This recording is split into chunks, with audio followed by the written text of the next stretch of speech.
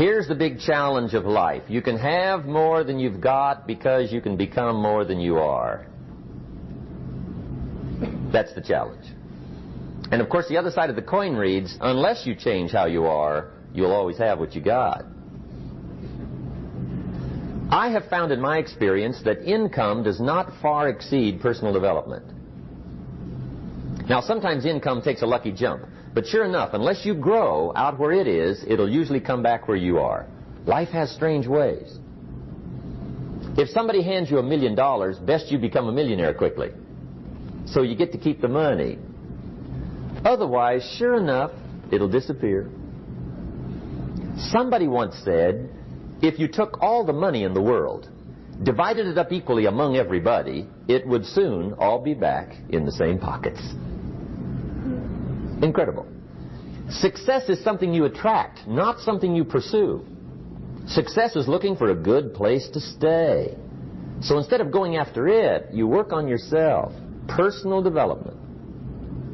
See, the major question to ask on the job is not what are you getting. The major question to ask on the job is what are you becoming? See, the big question is not what am I getting paid here. The big question is what am I becoming here? Because true happiness is not contained in what you get. Happiness is contained in what you become. So that's our major subject for tonight, personal development. Of all the assignments Mr. Schoaf gave me at age 25, this was probably the most difficult. In fact, I'm still working on this one. I think it's an unending challenge to see what you can become. The next subject is called Basic Laws. And it's good to study the basics. And I call these basics primarily because they come from the Bible. Now, I'm not a theologian or a minister, and that'll be apparent. But Mr. Schoaf taught me that the Bible was a good textbook for ideas and stories and success equations, how to live the better life. I found out that was true. He also taught me that the Bible is as practical as it is spiritual, and I found out that's true. If you look at your bank account and your income and you're not happy, there are several places in the Bible to check to see what the heck's wrong so you can make the changes. And we're going to cover some of those tonight, called basics. Okay. The next subject is my favorite, setting goals. Mr. Schoaf taught me how to set goals. What a favor that was. One morning at breakfast, shortly after I met him, he said, Jim, let me see your current list of goals, and let's go over them and talk about them. He said, maybe that's the best way I can help you get a better direction started. And I said, I don't have a list. He said, well, is it out in the car or home somewhere? I said, no, sir. I don't have a list anywhere. He said, well, young man, that's where we got to start. He said, I can tell you right now, if you don't have a list of your goals with you, he said, I can guess your bank balance within a few $100s. Which he did. And that got my attention. I said, you mean my bank balance would change if I had a list of goals? He said, drastically. That day I became a willing student how to set goals. And sure enough, learning how to set goals changed my life. And I often wondered why no one had ever taught me how to set goals up until age 25. I went to high school, but if they offered it, I missed it. I went to college for a year, never heard it. I worked for Sears. Really. And to my knowledge, Sears never taught it. Right? How to set goals. So here I am, age 25, married, my family's starting, I've been to college, I'm working, and I still don't know how to set goals. But fortunately, when I was 25, I met the man who taught me how, and it revolutionized my whole life. Economically, socially, personally, it's incredible. So I want to share with you tonight what Mr. Schoaf shared with me, how to set goals. It can be a life changer. Okay. The next subject is the negative part of the seminar. Life is part negative, so we got to talk about the negative. And this subject is called diseases of attitude. Diseases of attitude. There's a lot of things that can wreck your chances to do well. We live in a rather dangerous world, so you got to be not only wise, you got to be careful. Now, attitude diseases are just as bad as physical diseases, right? High blood pressure, heart trouble. I mean, a lot of things will ace your chances to do well. So you've got to be careful. And attitude diseases are deadly. I mean, they'll destroy all the good things you start. Okay? So we'll go through those attitude diseases, how to spot them, how to look for them, what they are, and the cure. And I'm a pro on these because I've had them all, so I can give you excellent advice on these. Now, the last subject we're going to consider tonight is called the day that turns your life around. The day that turns your life around. And under this subject, we're going to talk about the emotions that can change your life. Human beings are emotional creatures. And emotions are powerful for life change. Now, of course, emotions are so powerful they can go either way on you. Emotions can either build or destroy. So you really have to employ emotions properly. We call civilization the intelligent management of human emotions. If you can intelligently apply your emotions in the right direction, no telling what can happen. Could turn your life around one day would be sufficient. So we'll talk about those. Okay. Now, that's a lot to cover in one evening. But we'll keep at it here and see if we can't get it all done. I'd like to have you now jot down the theme of the seminar. Every seminar should have a theme, I guess. We've got one. It's on some of our literature if you happen to notice it. But if you didn't, for your notes, here it is. The theme of the seminar goes like this. The major key to your better future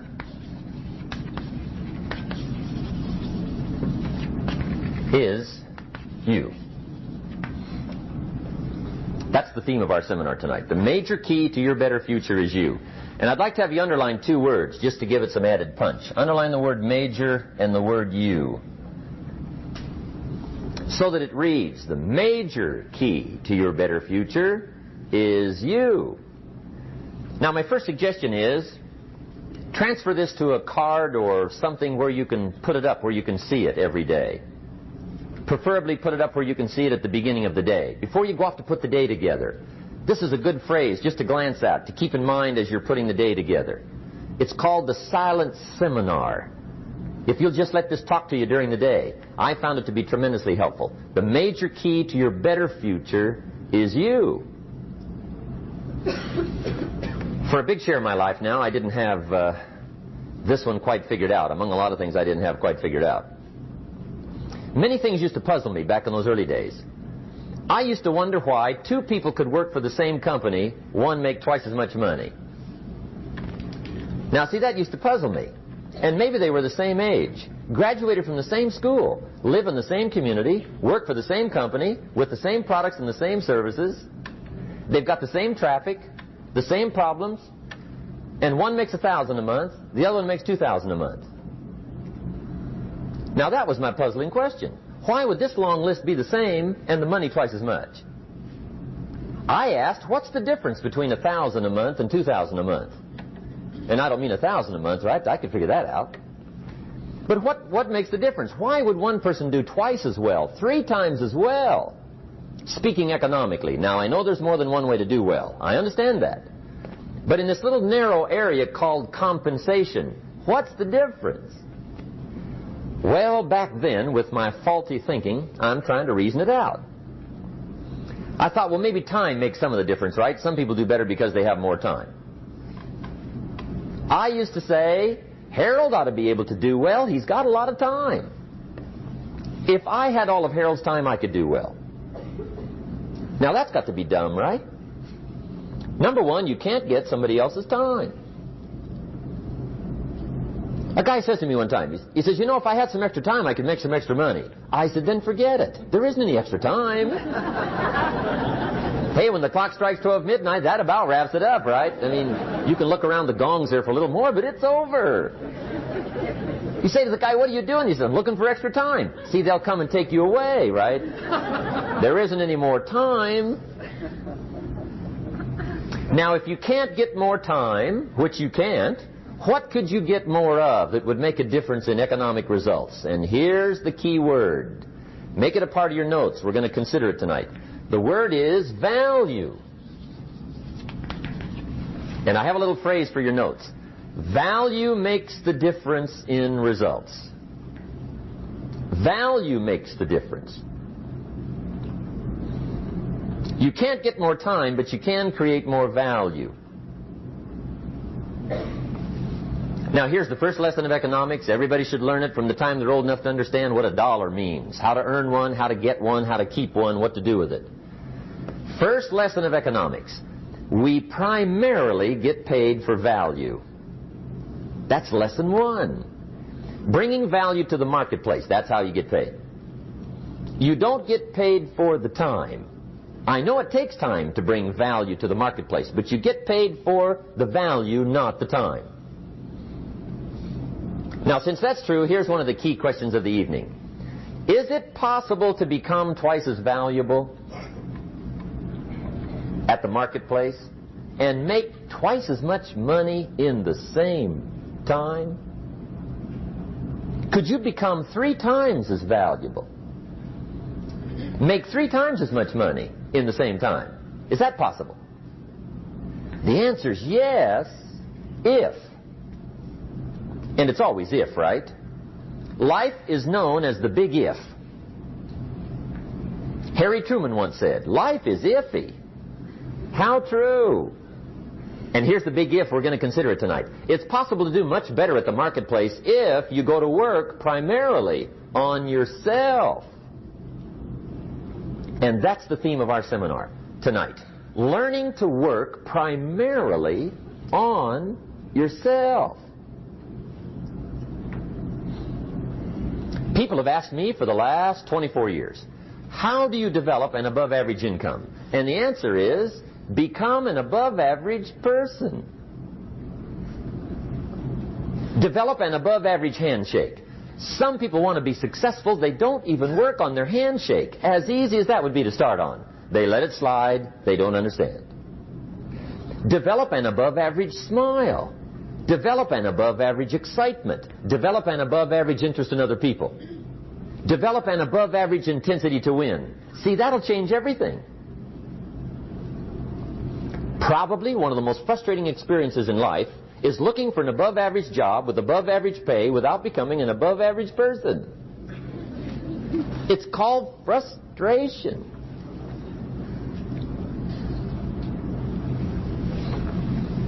And Mr. Schoaf gave me probably the greatest clue he gave me when I first met him. He said, Jim, if you want to be wealthy and happy the rest of your life, just learn this lesson well. He said, learn to work harder on yourself than you do on your job.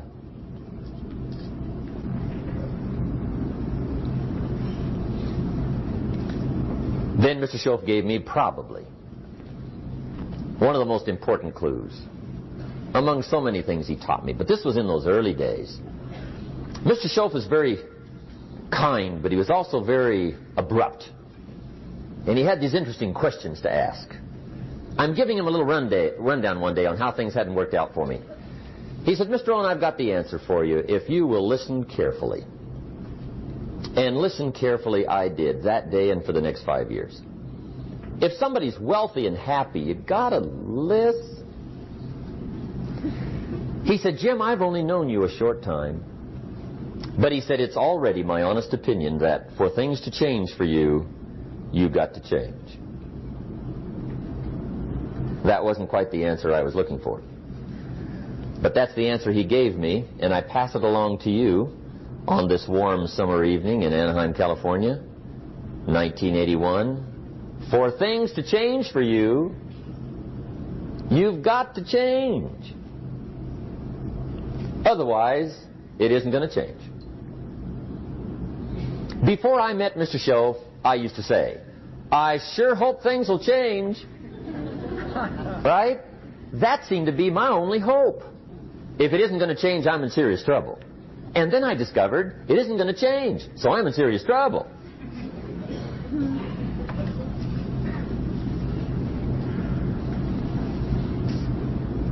See, I can tell you what the 80s are going to be like. You have dropped into the right place. I did a seminar one time for Standard Oil executives and management in Honolulu. And we're having a conference one day on this big conference table. And one of them said to me, Mr. Rohn, you know some fairly important people halfway around the world. What do you think the 80s are going to be like? I said, gentlemen, I do know the right people. I can tell you. So they all listened very carefully.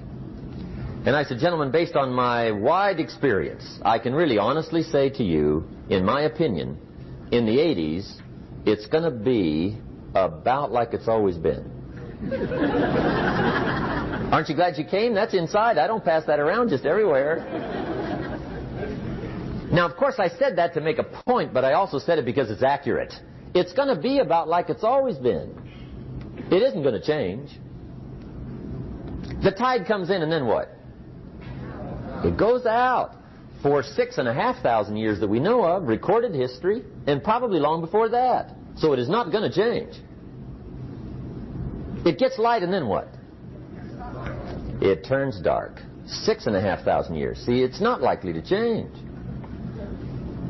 And we're not to be startled by that. If the sun goes down, the guy says, what's happened, what's happened? It means he hasn't been here long, I guess, right? It always goes down about this time. The guy says, well, I don't like that arrangement. Well, you got to talk to somebody besides me, right? It gets light, then it turns dark.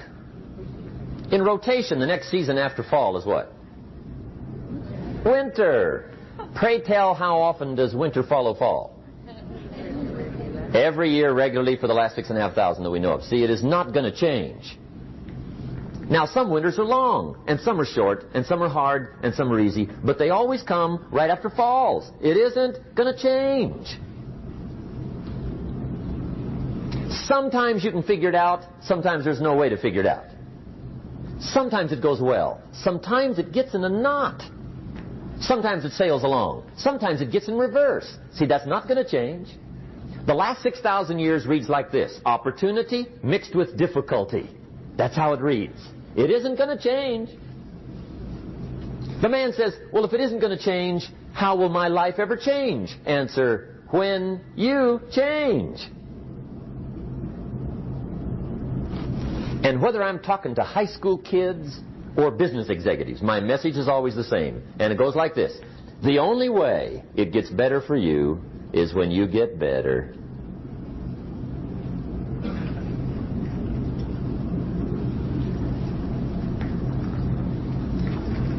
Let me give you the 4 major lessons in life to learn. Here's 4 majors.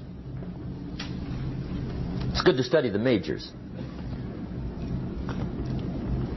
In our weekend seminar we teach. Some people don't do well because they major in minor things. You've got to be on the lookout. At the end of every week, end of every month, you've got to check, make sure you're not spending major time on minor things. We go through that whole series. Majors and minors. Now, let me give you 2 phrases before we get to the 4 majors. This will set it up and you'll see where I'm going. 2 key phrases for your notes. Here's the first one. Life and business is like the changing seasons. That's the first phrase. Life and business is like the changing seasons. One of the best ways to describe life, it's like the seasons. Frank Sinatra sings, life is like the seasons. Now here's the second phrase. Very important. You cannot change the seasons, but you can change yourself. You can't change the seasons, but you can change yourself. And see, that's how life gets better for you. Not by chance, but by change. Now, here's the 4 major lessons in life to learn. I've got my first book finished. Came out a couple of weeks ago. This is in it. The 4 major lessons in life to learn. Here they are. Number 1, learn how to handle the winters. That's lesson 1. They come right after falls with regularity. Some are long and some are short and some are hard and some are easy, but they keep coming. You must learn to handle the nights. They come right after days. You must learn to handle difficulty. It comes right after opportunity. You must learn to handle recessions. They always follow progressions. For the last 6,000. See, it isn't going to change. The lesson you must learn is how to handle it. And there's all kinds of winters, right? The winter when you can't figure it out. The winter when it all goes smash. The winter when it turns belly up. The winter when it won't work, when you've run out of money and you've got a broken heart. See, those are winter times.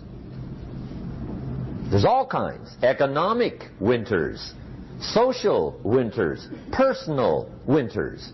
When your heart is smashed in 1,000 pieces and the nights are unusually long, your prayers seem to go no higher than your head. It's wintertime. Barbra Streisand sings, "It used to be so natural to talk about forever, but used to be's don't count anymore. They just lay on the floor till we sweep them away. You don't sing me love songs, and you don't say you need me, and you don't bring me flowers anymore." A song of winter. But see, the disappointments come. Those are normal. That's part of life. But the question is, how do you handle it? How do you handle the coming winters and the disappointments and the down times? Well, you can't get rid of January by tearing it off the calendar. But here's what you can do. You can get stronger, you can get wiser, and you can get better. The winters won't change, but you can. And that's how life changes for you. See, before I understood, when it was winter, I used to wish it was summer. I didn't understand. When it was hard, I used to wish it was easy. I didn't know. And then Mr. Schoaf gave me a part of his very unique philosophy when he said, "Don't wish it was easier, wish you were better." See, that triggered my whole life change. Don't wish for less problems. Wish for more skills. Don't wish for less challenge. Wish for more wisdom. That's the key. So that's lesson 1. Learn how to handle the winters. Here's lesson 2. Learn how to take advantage of the spring. That's the second one. Spring is called opportunity. And spring follows winter. What a great place for it. If you were going to put it somewhere, that'd be the place to put it, right after winter. And pray tell, how often does spring follow winter? Every year with regularity, 6,000. You can almost count on it. See, opportunity always comes. Days follow nights. Isn't that terrific? Opportunity follows difficulty. But here's what you must learn to do. Underline these 2 words in that key phrase. Take advantage. Underline those 2. You must learn to take advantage of the spring. See, just because spring rolls around is no sign you're going to look good come fall. You got to do something with it. In fact, you have to get good at one of 2 things in life. Planting in the spring or begging in the fall. Or get somebody to do it for you. See, those are about the only alternatives. Now here's what else you must do. Take advantage of the springs quickly, because there's only a few. Just a handful of springs have been handed to each of us. They don't come forever. Life is fairly brief. So you got to read every book you can get your hands on what to do with your springs while they're here. And take advantage, they soon run out. The Beatles wrote, "Life is so short." And for John Lennon, it was extra short. But life is brief. Elton John sings, "She lived her life like a candle in the wind." It's brief. So whatever you're going to do with your life, you got to get at it. Don't just let the springs pass. Here's the third major lesson in life to learn. Learn how to protect your crops all summer. You got to take care of what you start. Sure enough, as soon as you've planted your garden in the spring, the busy bugs and the noxious weeds are out to take it. And here's the next bit of truth. They will take it unless you prevent it. And that's the third major skill to learn. You've got to learn to prevent the intruder from taking all the good you start. It's one of the challenges. Here's two key phrases under number 3. First one, all good will be attacked on this planet. Maybe not the next one we get to, but on this one, all good will be attacked. Every garden will be invaded. Not to think so is naive. And here's the second phrase. All values must be defended. Political values, social values, community values, family values, marriage values, friendship values, business values. Every garden must be tended all summer. Third major lesson. Now here's number 4. Fourth major lesson in life to learn. Learn how to reap in the fall without complaint. Learn to reap come harvest time without complaint. Take full responsibility for what happens to you. It's one of the highest forms of human maturity, accepting full responsibility. It's the day you know you've passed from childhood to adulthood, the day you accept full responsibility. And another note, learn to reap in the fall without apology. Without apology if you do well, and without complaint if you don't. That's maturity. I used to have that long list of reasons why I wasn't doing well. To explain.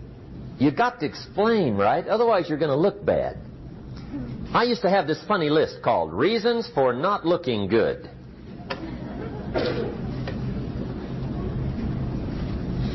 I used to blame the government. I mean, you can believe that or not. It was at the top of my list. I had a lecture second to none. The government. That was on my list. I used to blame taxes. Look what you got left after they take everything. And they expect you to do well. That was on my list there. Prices, that one's easy, right? You walk into the supermarket with $20, come out with a little half bag. So I had that on my list. I used to blame the weather. I blamed the traffic. I used to blame my car. I blamed the manufacturers. I used to blame the company. I blamed company policy.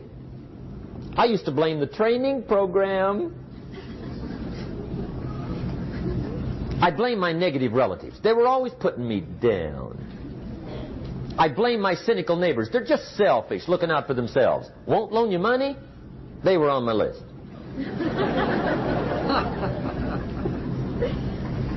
I used to blame the economy. I blamed the community. That's a pretty good list for not doing well, isn't it? I thought it was good. I'll never forget one day, Mr. Schoaf was very kind, but he was also very blunt. And this was no exception. And I'm glad he was blunt. There's a lot of things I'd have missed if he hadn't have been blunt. One day, with sort of a curious look on his face, he said, "Jim, just out of curiosity, tell me, how come you haven't done well up until now?" Excellent question. I thought, well, so I won't look too bad, I'll go through my list. And this list I just gave you, I put that on him.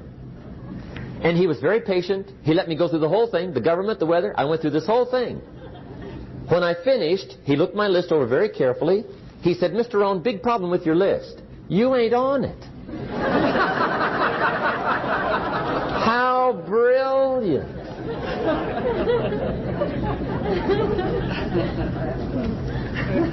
When I went to work for him a few months later, I learned very quickly to tear up my list, reasons for not doing well, and I threw it away. And I got me a fresh piece of paper. And I put one word on it. Me. There's a Black Heritage spiritual that says, "It's not my mother nor my father, nor my brother nor my sister, but it's me, O Lord, standing in the need of prayer." See, I used to blame everything outside. And then let me give you a little philosophy that helped turn my life around. For your notes, here it is. It's not what happens that determines the quality or the quantity of your life. It's not what happens. And the reason is because what happens to about everybody. No different. The sun went down on all of us last night. A common event, a happening. And I found out that the same things can happen to two different people. One gets rich and one stays poor. Why is that? It's because it's not what happens, but rather it's what you do that changes everything. So that's a key phrase. It's not what happens, it's what you do. What happens is about the same. You might put that in parentheses here. Same. What people do, that's what's different. Anything can happen, right? Everything can happen. I've heard all the stories. I've been one of the stories. Hey, we could all tell stories all night long, right? Happenings. Anything can happen. Have you heard of Murphy's Laws? Anybody here heard of Murphy's Laws? Okay, most of you have. Murph had these laws. One of them was, if anything can go wrong, it will. That's one of Murphy's Laws. He was not one of the great positive speakers of the day. But anyway, it's still true though, right? Anything can go wrong, everything can go wrong. For sure.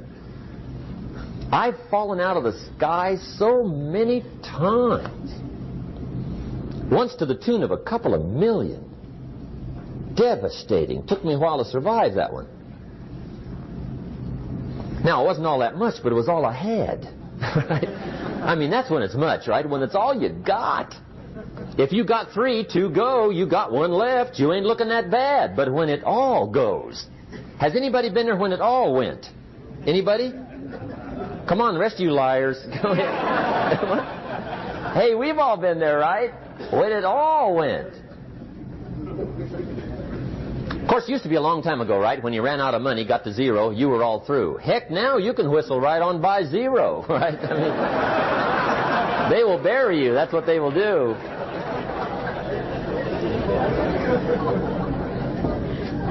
But see, those are the happenings, right? Everything can happen. Anything can happen.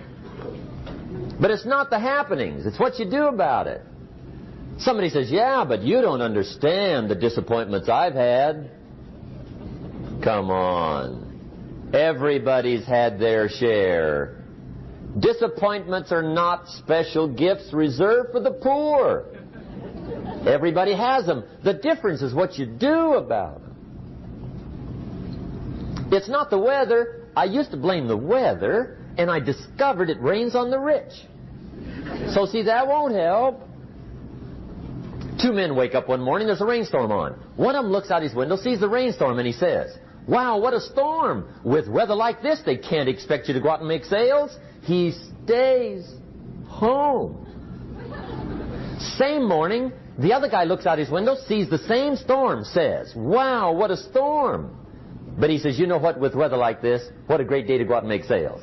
Most everybody will probably be home. Especially the salesman.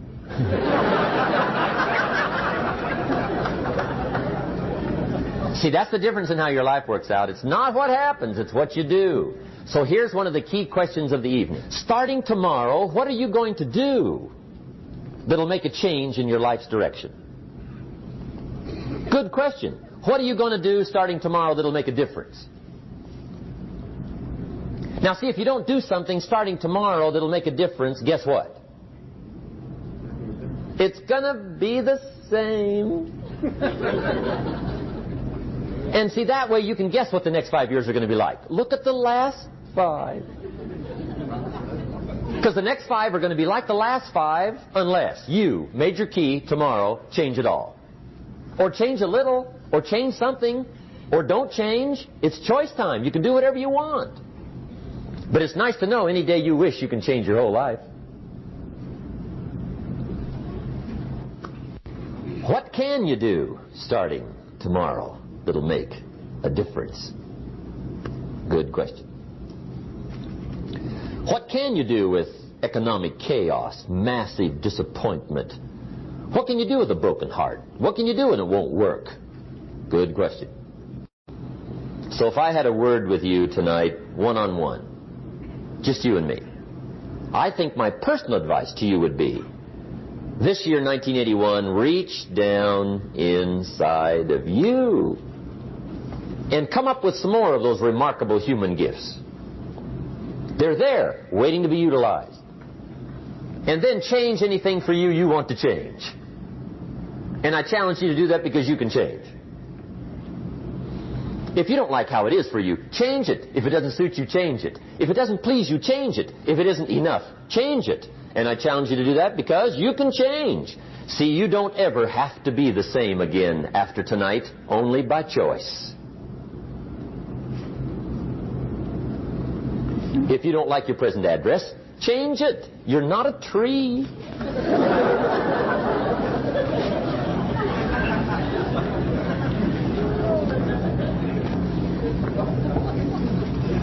Now, let me give you 3 steps to personal development. Let's get down to the nitty-gritty. What does it take to really make the changes starting tomorrow? It takes more than philosophical pronouncement. I know that. It also takes more than enthusiasm. I know we're hearing a lot about enthusiasm these days, but see, that just won't do the job. We're still hearing the old cliches of the 30s, right? To be enthusiastic, you must act enthusiastic. But see, that's not going to help. After you have leaped about, there are some things you've got to do, or it isn't going to change. See, you can get all excited about lifting 200 pounds till you get to the gym. And then you need a new excitement. And the new excitement is called discipline. Major step to human progress. Discipline. If there's one thing to get excited over, that's it. Get excited over your ability to make yourself do the necessary things. What could you make yourself do starting tomorrow that would change it all? No! Tell him. Now, see, that's exciting. On any given day, you can massively change the direction of your life. Murder is a clear example that any one person on any given day can forever alter the course of their life. It just happens to be a negative act. But just as sure as you can commit a negative act, you can also commit a positive act and forever alter your life. Whenever you wish. Now that's exciting. And whatever that act might be that changes your life. The guy finally takes a shotgun to his car and blows out every window, destroys every tire, puts 100 rounds in this shabby old thing. And he says, I have driven this embarrassing thing for the last time. And not only will I never drive it again, nobody else will ever drive it again. And he lets that shuddering thing stand there for a while as a monument to the day he said, today my life changes. Now, who can do that? Anybody. When can you do it? Whatever day you pick.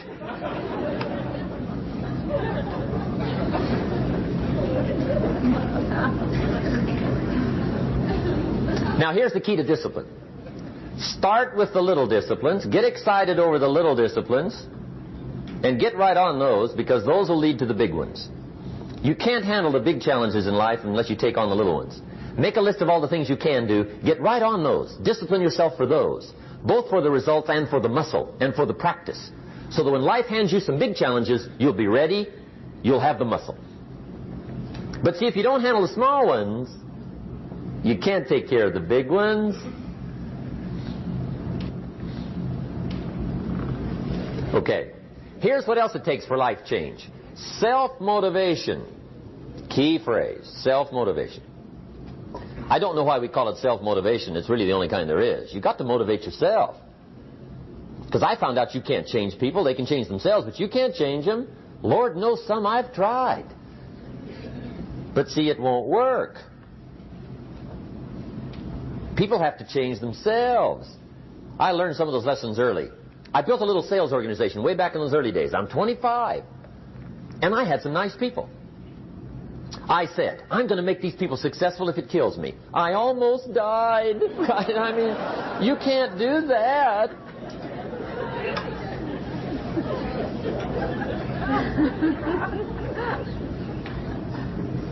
See, I've discovered this. Good people are not trained, they're found.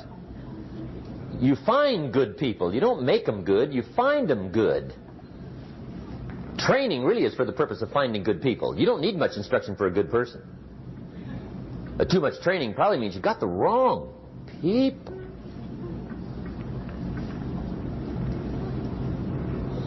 So you got to find the right people. That's the key to getting a good job done.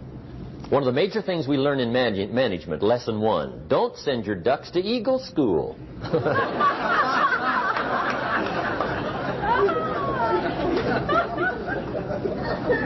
Because it won't help. I mean, I'm telling you, it won't help, no matter how good your school is. And the little eagle badge and little eagle hat, I'm telling you, it won't help. It won't help. You can tell whether your school's done any good, right, is when it's over, right? The duck goes for his first rabbit and makes him a friend. You say, no, no, no. Anyway, so it takes self-motivation to really alter your life. And you don't want to give self-motivation away to somebody else and make it somebody else motivating you. The guy says, boy, if somebody just come by and turn me on. What if they don't show up? Right? See, you've got to have a better plan for your life. Okay. Now, if you're excited and you're ready to change, let me give you 3 steps to start life change that can change your life, your personality, your lifestyle. Everything can change. Here's the steps. Number 1, find out how things work. The first key to doing better is find out. To change your life, really, you need ideas. There isn't anything an idea can't change. And Schoff taught me the major problem is lack of an idea, not a problem. At first I didn't have any money. I said to Mr. Schoff, I don't have any money. He said, that's not a problem. Now see, up until then I always thought it was. Right? I was confused. He said, no, no, the problem is lack of an idea on how to create money and wealth. It isn't lack of money, it's lack of ideas. So if you get the ideas, see, you can change anything. Now, to get ideas, you need a constant study of finding out. Now, Schoff also said, when you find out something that works, put the information in your journal.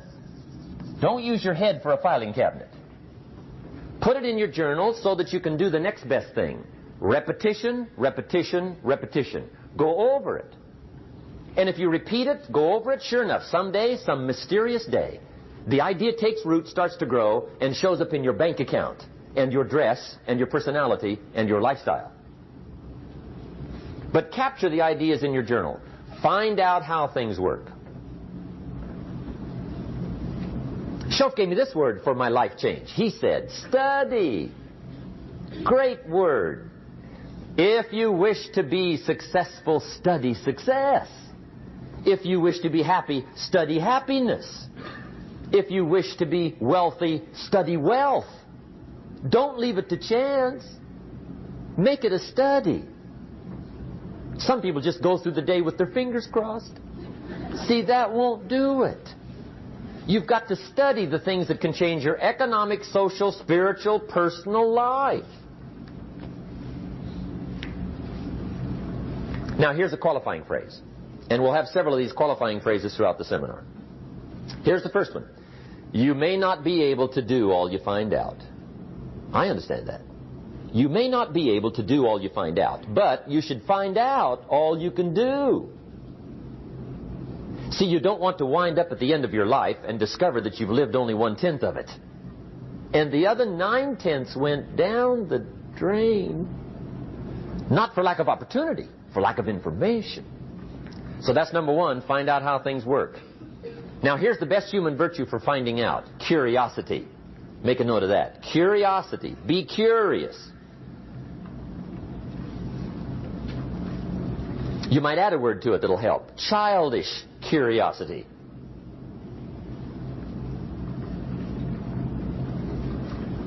What will kids do if they want to know something bad enough? Bug you. That's the phrase. They can ask 1,000 questions. You think they're through? They got another 1,000. They'll drive you to the brink. It's a virtue.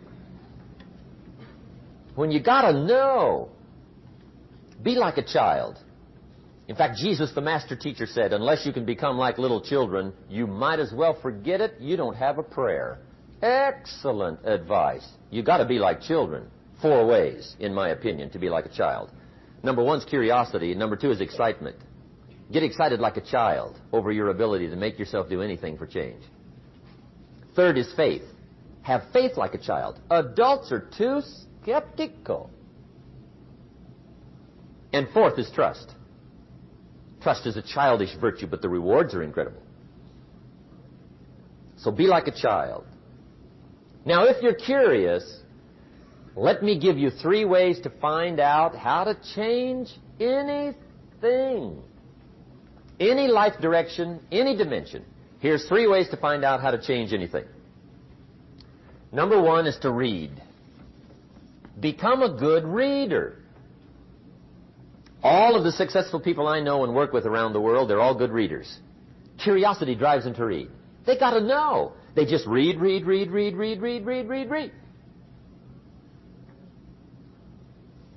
Become a good reader. Now, that's my opinion. Listen to the other lecturers, and listen to me, and make up your own mind. Don't be a follower. Be a student. Okay? I say, really, for life change, you got to read. One way to learn is from your own experiences, but another way to learn is from other people's experiences. See, one book might save you 5 years if you read it. Did you know there's books on how to be stronger, more decisive, be a speaker, be a leader, have a better effect on other people, develop your personality? Did you know there's books on that? And people don't read them? How would you explain that? And they can read. Did you know that hundreds of successful people have written their stories in books and they wrote down how they did it and people don't read it? How would you explain that? The guy's busy, I guess. You know, you get tied up. The guy says, well, yeah, you work where I work. By the time you struggle home, it's late. You got to eat bite of supper, watch a little TV, get to bed. You can't sit up half the night reading. And the guy's behind on his car payment. Good worker, hard worker, sincere. But you got to be better than sincere and work hard. Otherwise, at the end of your life, you'll wind up cold, stony broke. You got to be better than a good worker. You got to be a good reader. The whole world is governed by laws. The universe, in fact. Laws. We call it the law of electricity. We call it the law of gravity. There's mathematical laws. There's physical laws. Speed and velocity laws. Agricultural laws. There's all kinds of laws. Now that we find ourselves on the spinning planet, you just have to learn what I call the setup. Learn the setup. Life's setup. Now, we didn't set it up, but we're here, so you got to learn it. And we should learn the setup for 2 basic reasons. Number 1, to keep from getting hurt. It's one of the major reasons for learning, so you won't get hurt. See, economically, socially, personally, you can get hurt just not knowing. Ignorance is not bliss. Ignorance is poverty. Ignorance is tragedy. You got to know, or you're going to get hurt. It's good to know not to walk out the 10-story window. That's excellent information. Now, what if a guy didn't know and he walks out? Now he's dead at the bottom. Somebody says, well, the poor guy didn't know. You got to know, or you're going to get hurt. Okay. Now, here's a parenthesis. You don't have to like the setup. I don't ask you to like how it is. That's not what's important. But it is important to learn how it is. Okay? So you don't have to like it, but you should learn it. That's what I tell the kids, right? Make sure you get the information. What you think about it, that's up to you. What you're going to do with it, that'll soon be up to you. But make sure you get it. See, there's nothing worse than being stupid. Nothing. I mean, being broke is bad, but being stupid is awful. And what's really bad is being broke and stupid, right? That's about the end of the world. I mean, there isn't anything much worse than that. Unless you're sick. Sick, broken, stupid. I mean, that is it, right? There's nowhere else to go. So make sure you get the information. It's key. You don't have to like it, but learn it. If this big monstrous thing lifts up in the sky, hangs there for a little while, cuts loose, comes crashing down, boom, shakes the ground for 5 miles. And then this big monstrous thing lifts back up in the sky, hangs there for a little while, cuts loose again, comes crashing down, boom, shakes the ground for 5 miles. It just keeps doing it, this big monstrous thing, lifting up and then crashing down, boom.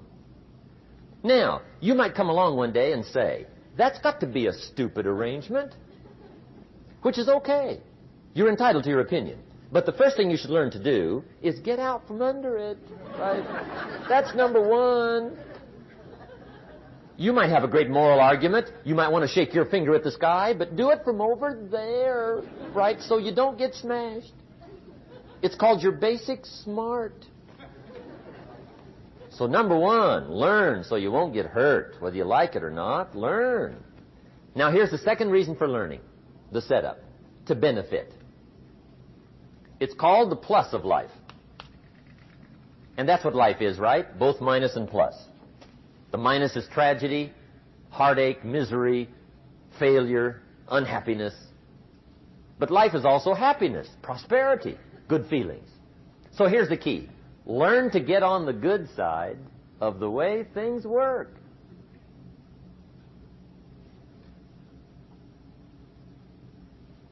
Now, here's 2 of the basic laws, and we'll take our break.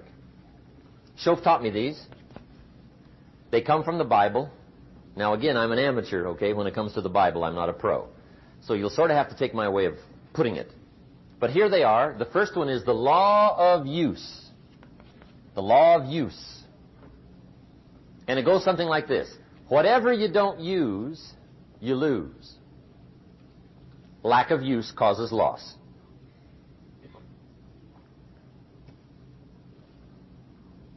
On this planet, maybe not the next one, but on this one, if you tie your arm to your body, leave it there long enough, you'll never use it again. It's over for the arm. Now, it may not be over, but it's over for the arm. The only way to keep the use of this arm is what? Keep using it. If you quit, you lose automatically. They don't bring it up for a vote. You lose automatically when you quit. Now, the same thing that goes for your arm goes for your brain, mentality. The same thing goes for all the human virtues. Ambition, unused, declines. Strong feelings, unused, diminish. It doesn't grow, it diminishes. Faith, unused, decreases. It's a law. Vitality unused diminishes. Energy unused decreases. The guy says, well, I'm going to save up my energy. You can't do that. That's like trying to save today, put it on the end of the year. See, you can't do that. They'll come take you away. If you don't use today, what? It's lost. The guy says, well, I'll work twice as hard tomorrow to make up for it. See, that's foolish. You could have done that anyway. Today unused is lost. A talent unused is lost. An ability unused is lost. So here's one of the key expressions of the evening. Take a new inventory of yourself. Starting tomorrow, new project. Take a new inventory. And make sure that all of your talent and ability and mentality and ingenuity and vitality and strong feelings, faith, courage, make sure that all you've got's being used. Otherwise, you lose. Now, one of the best illustrations of the law of use is a Bible story called the Parable of the Talents. The talent story. Interesting story if you haven't read it in a while. Just review it. It's a good story. An ancient story. It says there was a master with 3 servants. He got them together one day and he said to the 3, I've got these talents. And in those ancient days, a talent was a measure of gold. And he said to the 3 servants, take these talents and see what you can do with them while I'm gone. He said, I'm taking a journey and I'll be gone for a while. When I come back, we'll get together, go over the book, see how you did. He said, here's 5 of these talents for you. 5. Here's 2 of them for you. 2. And here's 1 for you. 1. The master said, take those talents, see what you can do with them. When I come back, we'll get together, we'll go over it all. The servant said, okay, master takes off. According to the ancient story, the master comes back from his trip. When he gets back, he gets the 3 servants together, and as he said he would, he asks, how did it go with those talents? You were 5. What happened? That servant said, well, I took the 5 talents you gave me, and I put them to work. A little shaky at first, but he said things finally got rolling. And he said, I poured it on. And he said, my talents grew to 7, 8, 9, 10. He said, I doubled my talents from 5 to 10. Books will show. Master said, one heck of a job. Or something like that. He said, I gave you 2 talents. What happened? That servant said about the same thing happened to me. I put those 2 talents to work, poured it on. They grew to 3 and then to 4. He said, I doubled my talents from 2 to 4. Books will show. Master said, well done. He said, I gave you 1 talent. What happened? That servant said, well, I took the talents you gave me, and I carefully wrapped it, and I dug a hole and buried it. And camouflaged it, I suppose, right? So nobody would steal it. And he said, fortunately, nobody got it. And he said, I knew you were going to be here today, so I dug it up. Here it is, safely wrapped. I did not lose it while you were gone. According to the ancient story, the master said, take that talent away from him and give it to the man that's got 10. Now you might say, well, I don't like that arrangement. The poor guy's only got 1 talent. He's already got 10. It ought to be more even. Remember, I didn't ask you to like it. But this one I would ask you to learn, because it simply means whatever you do not employ, you forfeit. It's a law. So learn well the law of use. Now here's the second one, and we're going to take our break. Second law from the Bible. This one we've heard since we were small, I'm sure. It's called the law of sowing and reaping. In fact, we've probably heard it so often we could quote it. It says, whatever you sow, what? You shall reap. Fairly blunt, hopefully clear. Here's my first suggestion on the law of sowing and reaping. Don't try to beat it.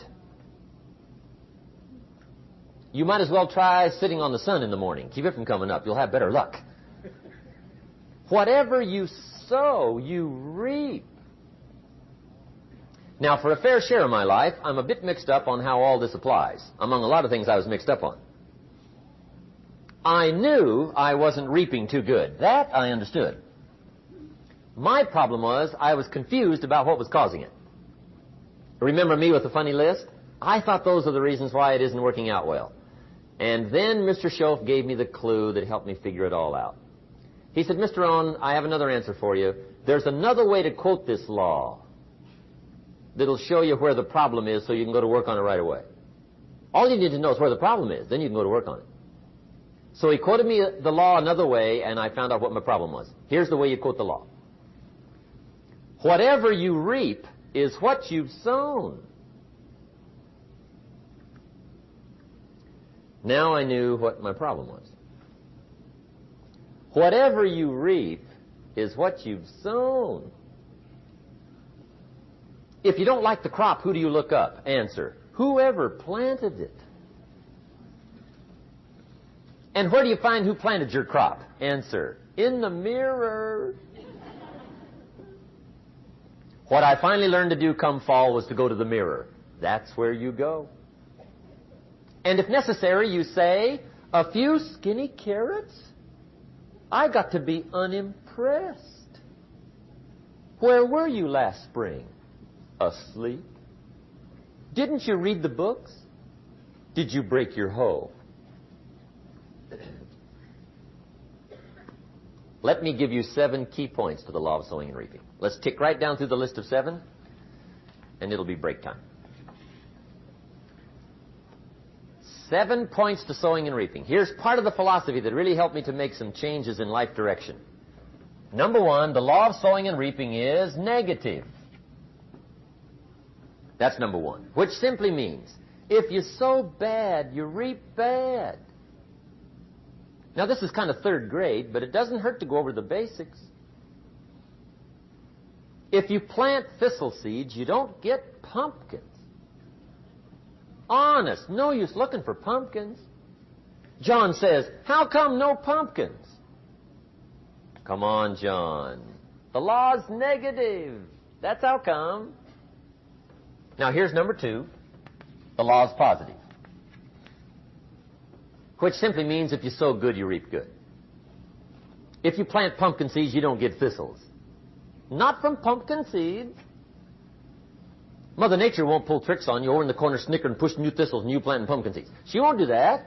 You will get pumpkins from pumpkin seeds, and the reason is because the law is positive. Now, here's number 3.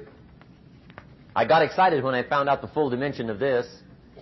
See, you do not reap what you sow, but rather, you always reap much more than what you sow. So the 3rd key word is more. You don't get back what you put out. You get back much more than what you put out.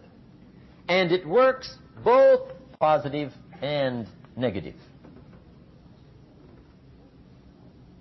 On the negative side, it said, if you sow to the wind, you reap the whirlwind. So you've got to get ready for that, or you will be naive. See, anybody can, whether you will or not. See, that's the question. And here's a good question to ask. We are all buying somebody's plan. The question is, whose? Who's got you talked into doing what you're doing? Who's got you talked into your present plan? See, 10 years from now, you will surely arrive. The question is, where? But see, anybody, if you want to, can go searching for a good plan, pick it, and start working it. And sure enough, as the time passes, as it surely will 5 years from now, 10 years from now, then you'll be winding up wearing what you want to wear, driving what you want to drive, living where you want to live, become what you want to become. But now's the time to fix the next 10 years. And who can? Anybody. Here's number 6. The 6th key to sowing and reaping. This is leveling with you now, as we promised to do. There's one thing better than the truth, and that's the whole truth. And here's part of the whole truth of the law of sowing and reaping. Number 6 is, you could lose. There are times when you just lose, no matter what you do. It's that kind of planet. You reap what you sow. Yes, but... what does that mean? Yes, but... well, the farmer plants his crop in the spring, takes care of it all summer, loves his family, works 10, 12 hours a day, 6, 7 days a week, is an honorable man. Come fall, he's got a beautiful crop, and he deserves every bit of it. But the day before he sends the combines into the field, a hailstorm comes along and beats it all in the ground, which means you lose. Somebody says, well, what did he do wrong? Answer, nothing. It's just that kind of planet. Sometimes it's going to hail on your crop and rain on your parade, so you got to get ready for that or you will be naive. That's just part of the life arrangement. And don't press me why. I was not in on some of the original decisions here, so I don't know how it got set up. But there's just times, sometimes you lose. That's part of life. But now here's number 7. The 7th key to sowing and reaping. And it goes like this. It's just another way to quote the same law. And it goes like this. If you don't sow, that's just another way to quote the law. If you don't sow, what? You don't reap. You don't even have a chance. So if you looked at your game plan tomorrow, you might come to the quick conclusion, I got to get some sowing going. How true. Get you some sowing going. And remember, you've got plenty of time. You've got all the time there is. Some people spend enough TV time to make a fortune. The latest article on television watching in this country, according to the latest article, the average television is on in this country in every household 7 hours a day, called the Big 7. I asked a guy one time what his TV cost. He said about $450. I said, you forgot to look at the price tag. He said, what do you mean? I knew he was a TV watcher. I said, that television costs you, in my opinion, at least $12,000 a year. To watch it. Not to own it. Owning it's cheap. Watching it is what's expensive. And I said, hey, $12,000 a year is too much to pay to watch TV. That's too much. Pay a little, but not $12,000. And he's the guy that said, I hope pay TV never comes.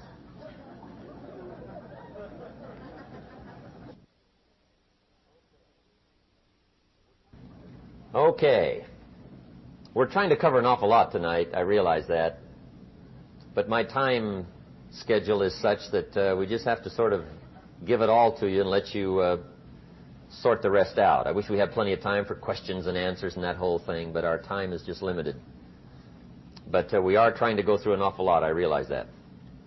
But looks like everybody's getting it. This is about the note-takingest crowd I've seen in a long time. Incredible. Does anybody have 5 pages yet? Anybody? Oh, fantastic. Incredible. Okay. Maybe you heard the story about the preacher down in Texas, southern part of the country. He was an evangelist back in the horse and buggy days. And he was very good at being an evangelist, and a lot of people used to come and hear him preach. And one day he put up his tent in one of these Texas towns and expected a big crowd as usual, come hear him preach. And he got there, first night of the tent revival, walked in. 7:30, time to start. And to his surprise, the tent was empty. He thought, well, something must be drastically wrong. So he waited till 7:45, nobody showed up. 8 o'clock, zip. Finally, 8:15. One lone cowboy wandered up on his horse, tied his horse up outside, came in, sat down on the front bench, right, waiting for something to happen. The preacher thought, well, at least I better go down and talk to the cowboy. So he walks down, talks to the cowboy, and he says, Cowboy, I'm the preacher. And he said, I don't know what to tell you. Something's gone wrong. He said, this tent was supposed to be full of people. He said, I'm embarrassed. He said, you're the only one that showed up. And he said, I really don't know what to do. And the cowboy said, well, I'm not a preacher, so I really can't tell you what to do. You know, he said, I'm just a cowboy. But he said, I know this. If I went out to feed my cattle and only one showed up, I'd at least feed it. The preacher thought, hey, the cowboy is right. If you've got a good idea to share, you should share it if there's 1 or 1,000. So he got kind of inspired by this conversation, and he jumped up on the platform and started to preach. As if the tent was full of people. It just exploded. And he went for an hour. Hour and 15 minutes, just kept rolling. Finally, he quit. And when he finished, he came down off the platform and talked to the cowboy again. Says, well, cowboy, what did you think of my sermon? And the cowboy said, well, I'm not a preacher, so I really can't tell. You know, he said, I'm just a cowboy. But he said, I know this. If I went out to feed my cattle and only one showed up, I'd feed it, but I wouldn't dump the whole load on it.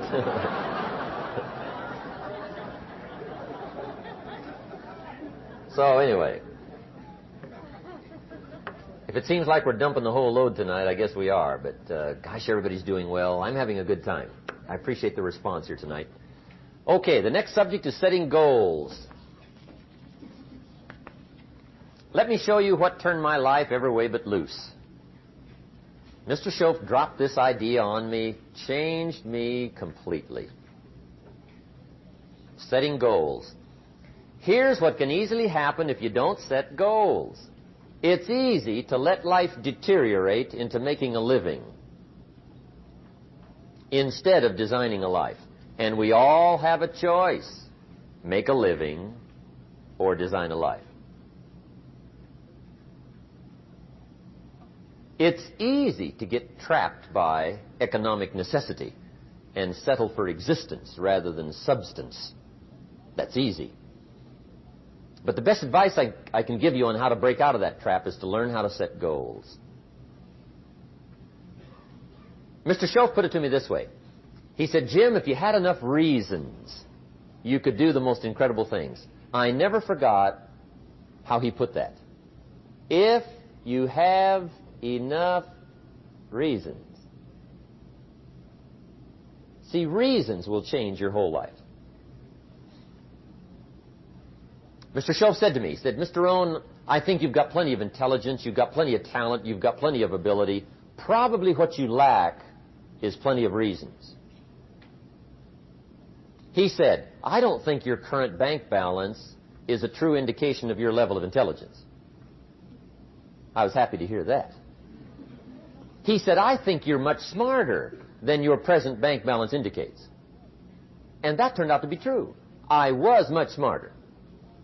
But of course my first question was, well then why isn't it bigger? And he said, you don't have enough reasons. You've got enough intelligence, but not enough reasons. So see, reasons can change your life. Here's what else I found out. Reasons come first, answers come second. You don't get the answers to do well till you get the reasons. Life has a mysterious way of hanging on to all the answers and only gives them up to the people that are inspired by reasons. So reasons make the difference in how your life works out. Now, what are some of the reasons for doing well? Let's go through a quick list called Reasons for Doing Well. First is personal reasons. Some people do well for recognition. Some people do well for respect. Some people do well for the way it makes them feel. They love the feeling of being a winner. Those are good reasons. I have some millionaire friends that keep working 10, 12 hours a day, making more millions. And it's not because they need the money. It's because they need the joy and the satisfaction and the pleasure that comes from being a constant winner. And see, it's not just the money anyway. It's the journey, not the money. Once in a while somebody says to me, boy, if I had $1 million, I'd never work another day in my life. That's probably why the good Lord sees to it they don't get their million, right?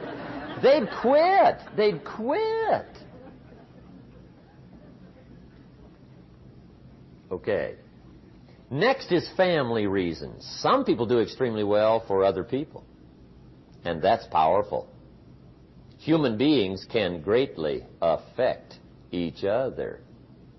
Sometimes we will do things for somebody else we will not do for ourselves. We're made that way. I met a man one time who said, Mr. Rohn, to do all the things I want to do with my family around the world, he said, I got to have at least $250,000 a year. I thought, incredible. Could a guy's family affect him that much? And the answer is, of course. How fortunate are the people that find themselves greatly affected by somebody for personal achievement. And we are affected. The writer of a recent song said, "If not for you, the winter would hold no spring, couldn't hear a robin sing. I just wouldn't have a clue if not for you." So we can be affected. That might be one of the most stimulating reasons to do well, finding somebody. When Andrew Carnegie died, the wee little Scotsman that built the big steel industry, when he died, they opened up his desk. And in one of the desk drawers, they found a slip of paper. On that piece of paper, Mr. Carnegie had written his goal for his life. And he wrote it when he was in his 20s. And on that piece of paper, it said, "I'm going to spend the first half of my life accumulating money. I'm going to spend the last half of my life giving it all away." What a goal. He got so inspired by that goal that the first half of his life, he accumulated $450 million.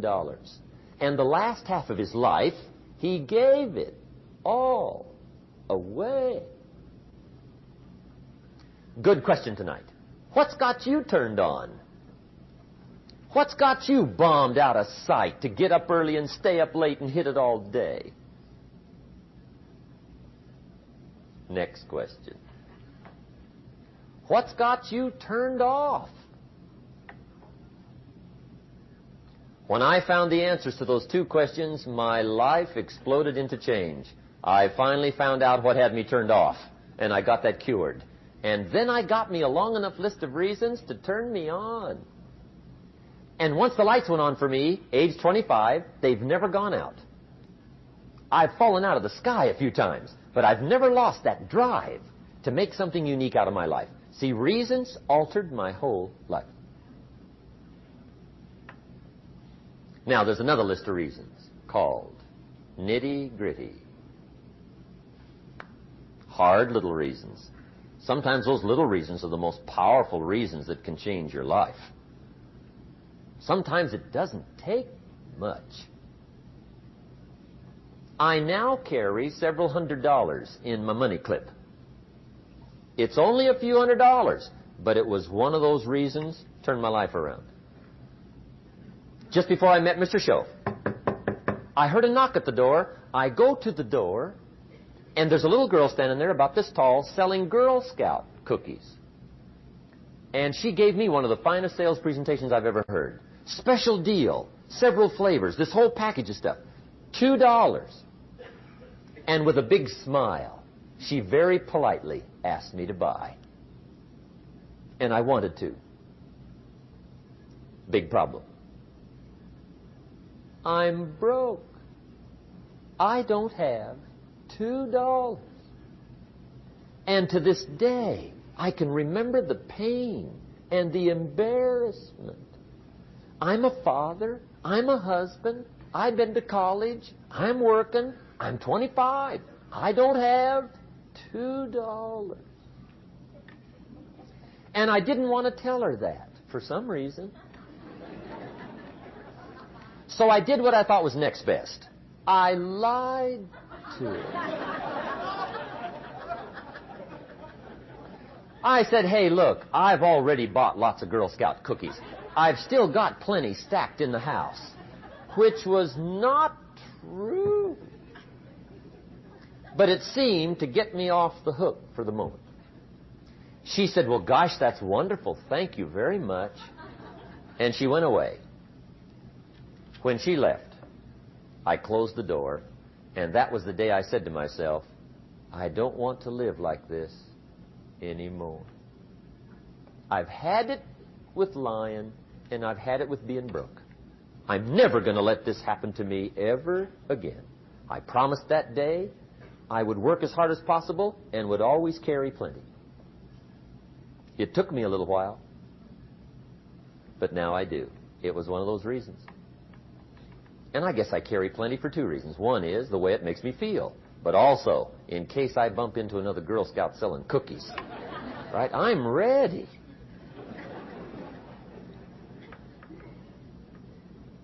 I walked out of the Bank of America one time up in Saratoga, California, where I used to live. Two little girls selling candy right outside the bank. Good place. Some girls' organization they're working for, right? I come walking out of the bank. This first little girl walks up to me. She said, "Mister, would you like to buy some candy?" I said, "I probably would." "What kind is it?" She said, "It's almond roca." I said, "My gosh, that's my favorite." She said, "Wonderful." I said, "How much is it?" She said, "It's just $2. I thought, incredible. I said, "How many boxes of that candy have you got?" She said, 5. And her little friend was standing there. She was selling candy too. I said, "How many boxes have you got?" She said, "I've got 4. I said, "That's 9. I'll take them all." They said, "Really?" I said, "Yeah, it's my favorite. I've got some friends. I'll pass them around." They got so excited, put all this candy together. I reached in my pocket, gave them the $18. When I've got the candy and they've got the money, that first little girl looks up at me. She says, "Mister, you are really something." How about that? Can you imagine only spending $18 and have somebody look at you in the face and say, "You are really something"? Now you know why I carry heavy, right? I'm not going to miss anymore. It was just one of those reasons. Helped to change my life. One of my nitty-gritty reasons was budget finance. Budget finance used to grind my soul. Way back in those early days, I had fallen for one of those consolidation loans, where you take all your little hard-to-pay bills, put them into one big impossible-to-pay bill, right?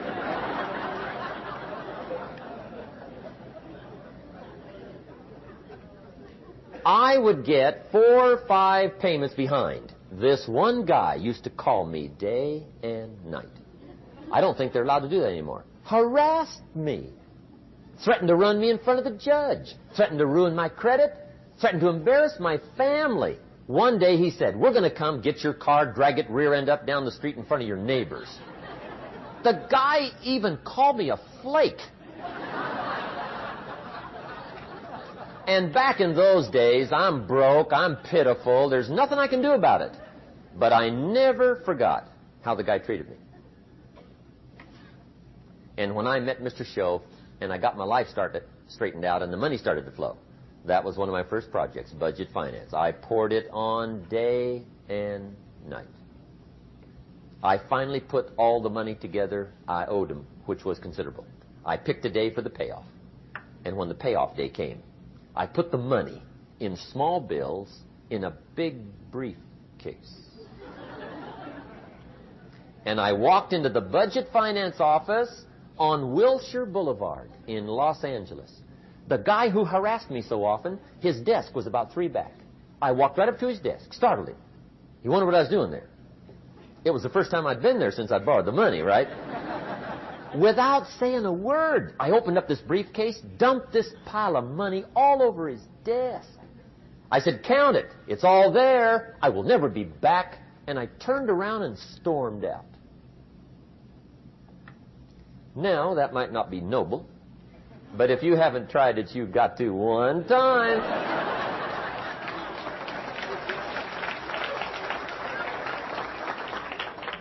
It can be the day that turns your life around. All you need is a reason that turns you on. One of my dear friends, Robert Depew, Bobby used to be a school teacher in Lindsay, olive capital of the world. Bobby taught school several years. Got a little weary teaching school. One day decided he wanted to get into sales. So without telling anybody, he just up and quit his job teaching school and jumped into sales. When he did, his brother made fun of him, laughed at him, put him down, said Robert's lost his mind. Had a good job teaching school. Now he thinks he's a salesman. He's going to go down the drain, lose everything. Just put him down something fierce. Bobby said, the way my brother acted when I got into sales, he said, that made me so mad. I decided to get rich. And my question for you tonight is it possible to get that mad? Of course. Wealth is not a matter of intelligence. It's a matter of inspiration. Today, Robert happens to be one of my millionaire friends. Bobby's rich.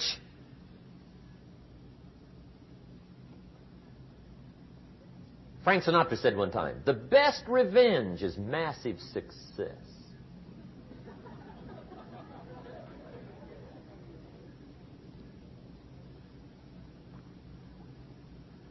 Hey, get you a long enough list of reasons so that after tonight you never lack for inspiration. You might not have all the answers right away, but you can get the answers if you can get the reasons. Now, let me give you a little simple formula for goal setting. Okay?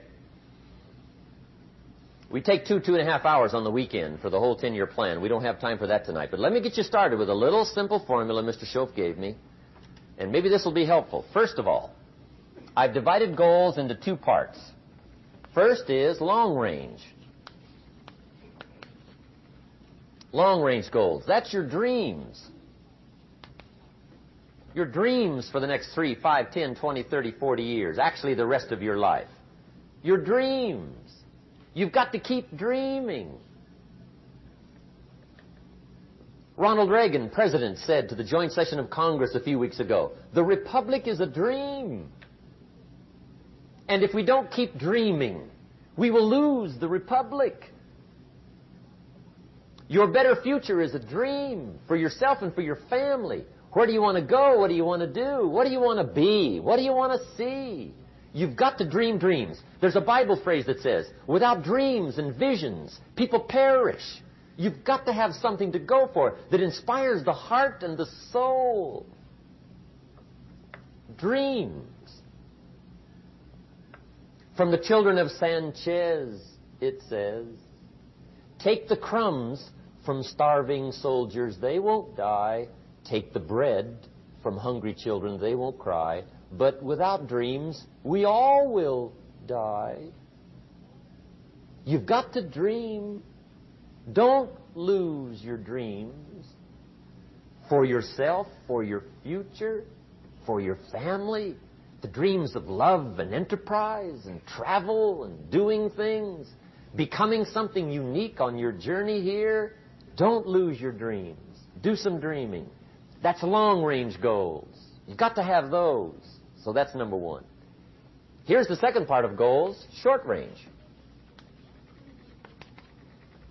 Short-range goals. That's your goals for tomorrow, this week, this month, this year, the immediate future. We call these confidence builders. Because if you set up something short-range, go for it, get it, latch onto it, work hard, accomplish it. That starts building your strong feelings to go for your dreams. Now, I've divided goals into 3 categories. Here they are. Number 1 is economic. That's your goals for money, income, business, profits, production. Economics. Make sure you've got your economics well planned. Economics plays a major role in everybody's life. Economics is major, which means it ought to be meticulously well planned for tomorrow, this week, this month, this year, long range. What if you asked somebody tomorrow if you could see their meticulously well-planned list of economic goals? What would they probably say? They'd say, you some kind of a nut? You must be weird. Hey, I found out what success is. Success is doing what the failures won't do. Make sure you've got your economics well planned. It'll put you in the top 5%. One of the key little subjects we talk about on the weekend is the 7 fundamentals for wealth and happiness. And that's one of them, well-planned economics. It's a fundamental if you want to do well. Join the top 5%. Anybody in this room can join the top 5%, if you will. Okay. Now here's the second category of goals, things. Make a list of the things you want. And on my list of things, now I put everything. Little things as well as major things. Doesn't matter how small it is, it goes on my list. I used to just put major things, cars, homes. I don't do that anymore. I now load my list with everything. Everything. And the reason is, part of the fun of having a list is checking it off. That's it. Boy, at the end of the day, if you can go, got it, got it, got it, got it, got it, got it, whatever it is, right? You get into the habit. So load up your list, the things you want. Now, when you check off something major, celebrate. That's an important point to make. Celebrate your achievements. Live it up. Have a party when you reach something you've worked for a while. See, we all grow from two experiences. One is called the pain of losing. The other one is called the joy of winning. We need both of them. Amplify them as much as you can, which also means make losing painful. If you set up something, fooled around, didn't get it, put it on yourself. On the other side, if you did get it, congratulate yourself. Self-congratulations is a sign of maturity.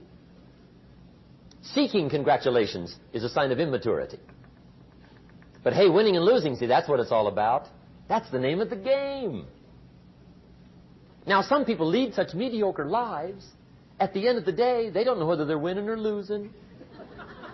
They got no clue. Guy's just going through the day with his fingers crossed. There's a better way. Okay, here's the third category of goals, personal development. Put those goals together. Personal development goals. That's your goals to be stronger, more decisive, be a speaker, be a leader, learn a language, all kinds of skills. Okay? The whole weekend seminar was designed to improve all your skills so that you walk away more skillful. And that's what you want, the personal development skills. That's what attracts, that's what brings good things to your life, the person you become more skillful. Now, this is quite a package to work on.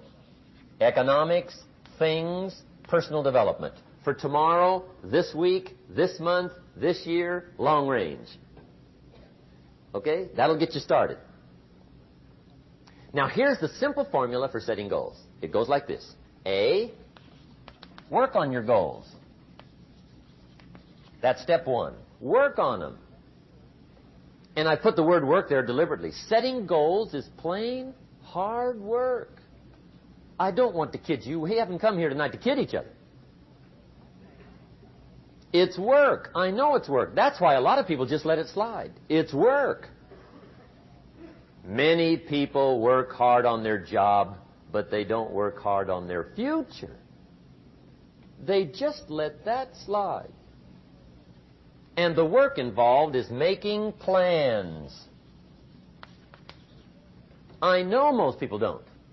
I understand that. But don't let that be you. Guy says, well, yeah, you work where I work. By the time you struggle home, it's late. You've got to eat a bite of supper, watch a little TV, get to bed. You can't sit up half the night. Plan, plan, plan. And the guy's behind. Good worker, hard worker, sincere. But you've got to be better than sincere, working hard. You've got to be better than a good worker. You've got to be a good planner. Somebody once wisely said, the people who fail to plan are planning to fail. Well said. So work on your goals. Here's step 2. Write your goals down. That's so important. I teach my staff around the world, put your goals in your journal. Because one of the major people you want to study is yourself. Say, here's the list of goals I put together 3 weeks ago. Here's the list of goals I put together 2 years ago. Here's some of the changes I made, rearrangement of my priorities. I scratched these off. I put these on. I've gotten these. Study your accomplishments. Study what your desires are. Put them on paper. Write them down. Here's another reason for writing your goals down. It shows you're serious about doing better. And to do better, you got to get serious. You don't have to be grim, but you must be serious. Everybody hopes things will get better. Everybody hopes. Poor people hope. That ought to tell you something. It means the future does not get better by hope. It gets better by plan. I used to have the affliction called passive hope. It's an affliction. It's bad.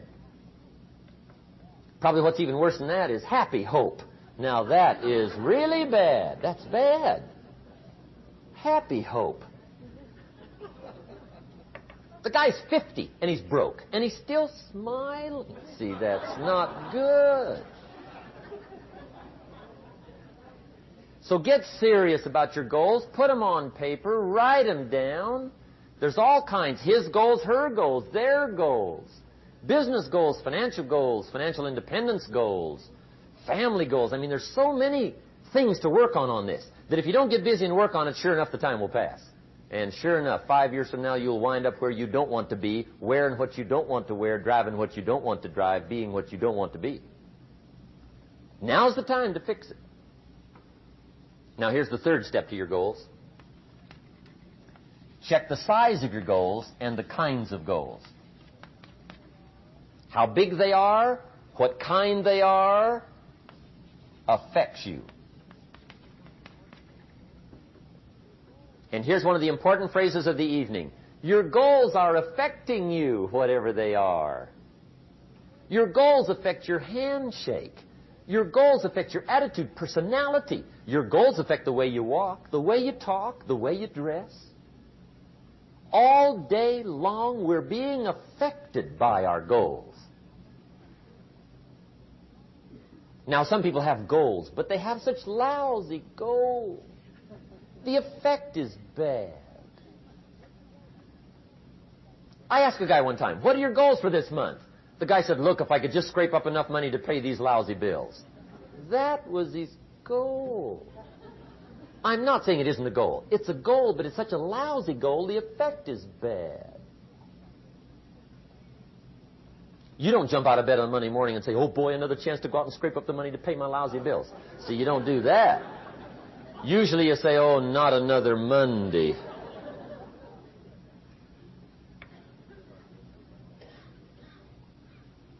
And some people have so given up on life, they have joined the thank God it's Friday club. How sad. Surely those are the same people, when life is over for them, will say, thank God it's over. Let me give you a Bible philosophy that teaches how to get whatever you want. That's the title of the next set of notes. How to get whatever you want. From the Bible. Now again, I'm an amateur when it comes to the Bible. I'm not a pro. But this I can quote, and I think that'll be sufficient. How to get whatever you want. Here's what it says if you're ready. It says, ask.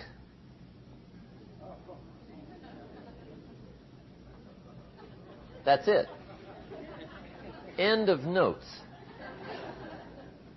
Ask.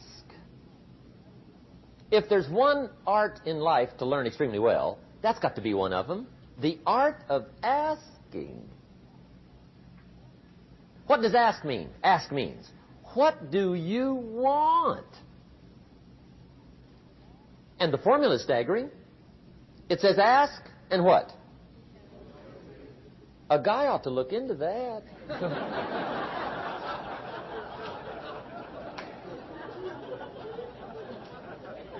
He says, yeah, but you work where I work. By the time you struggle home, it's late. You got to eat a bite of supper, watch a little TV, get to bed. You can't sit up half the night, ask. And the guys See, you've got to be better than a good worker. You've got to be a good asker. Now, let me give you 3 key points on asking and receiving. This can do it. Number 1, asking is the beginning of receiving. Asking starts a unique process, mental and emotional. I don't even know how it works. All I know is it works. It's like pushing a button and all this machinery starts working. I don't know how. It just works. There's a lot of things you don't need to know how. Just work them.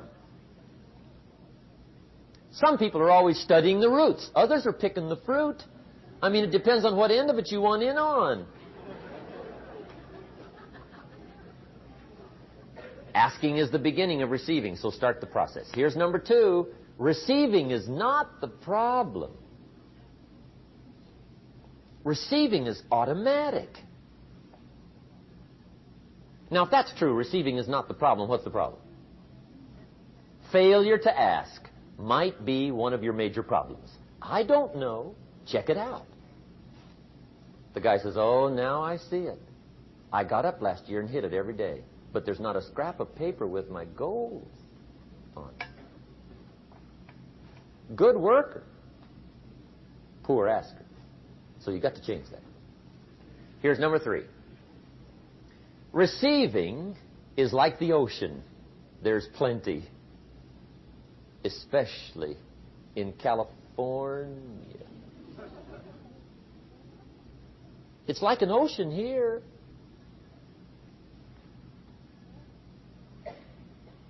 Success is not in short supply.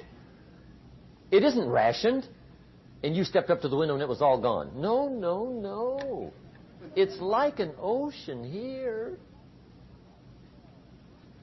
Now, if that's true, what's the problem? Well, some people go to the ocean with a teaspoon. Have you got the picture? See, what you want to do in view of the size of the ocean is trade your teaspoon for at least a bucket, and you'll look better down at the ocean. Kids won't make fun of you, right? Okay. Now, there's 2 ways to ask, and we'll wrap up goal setting. 2 ways. Here's number 1. Ask with intelligence. It didn't say ask intelligently, but I'm sure it meant that. Don't mumble. You don't get anything by mumbling. Be clear. Be specific. Intelligent asking means how wide, how high, how soon, when, what size, what color, how much. Define what you want and describe what you want. That's powerful. In the weekend seminar we teach, goals become like a magnet. They pull you that direction. And the better you describe them, the more they pull. So ask intelligently. Here's number 2. Ask with faith. That's the childish part of the equation. Believe you can get what you want like a child. Not an adult. Adults are too skeptical. So the formula really reads, make plans like an adult and believe in them like a child. And the most incredible things will happen. Just try it for 90 days. Just try it. You can always go back to the old ways. Just try it. Just 90 days, 90 days. Now, here's the last qualifying phrase on goal setting, as we promised to qualify everything. And it simply goes like this. Remember, you won't get everything you want.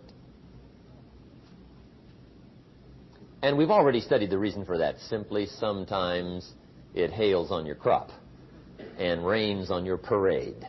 It's that kind of planet. So you won't get everything you want, but if you will work this goal-setting formula, you can get plenty for wealth and happiness. Okay. That's goal setting. We use it around the world. We recommend it. Now, maybe it won't work as well for you as it has for me. I don't know. Maybe not. But what if it did? You got to try. Okay. Here's the last subject, the day that turns your life around. Let me just quickly give you a list of 4 emotions that can change your life in one day. Emotions are powerful. Sometimes it doesn't take much to alter your whole life direction.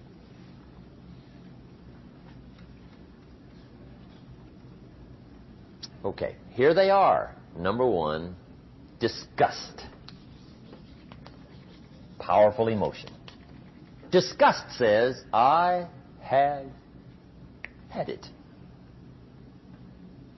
See, that could be the day. The day you can say, I've had it. And whether you've had it with something small or something major, the day you can say, I've had it, may not be the day it ends, but the day it begins. That's what I said when that little Girl Scout left my door when I'm 25. I give her the big lie, she leaves, I say, I don't want to live like this anymore. I've had it with lying and being broke. Powerful day. The man's finally had it with mediocrity. He's had it with being a loser.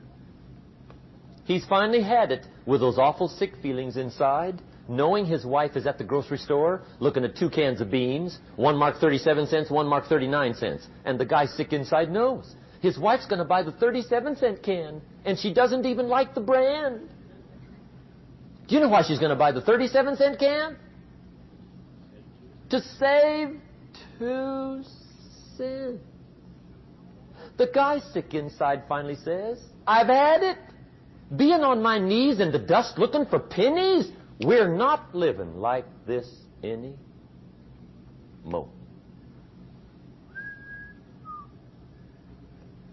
Could be the day that turns your life around. The day you can say, I've had it.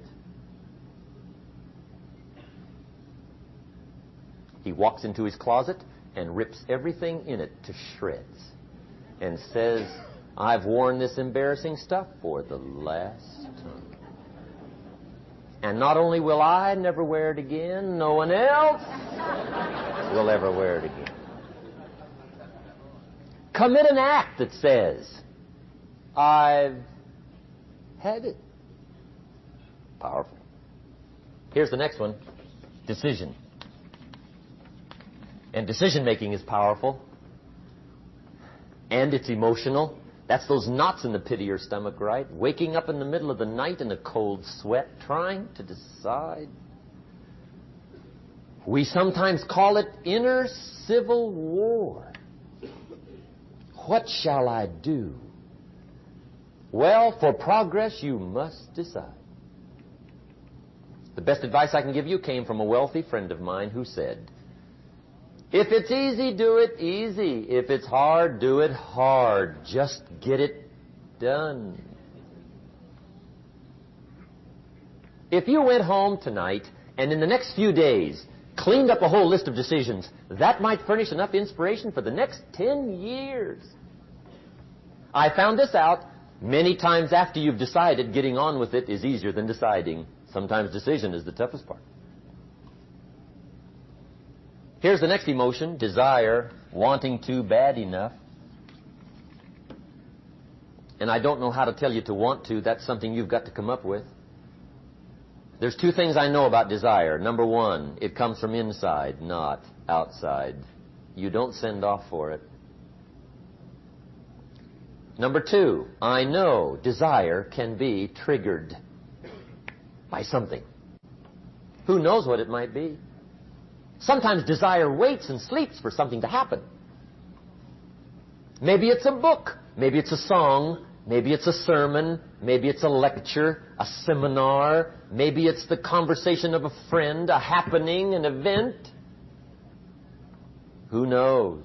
The best advice I can give you is what I give my staff. It goes like this. Welcome every human experience.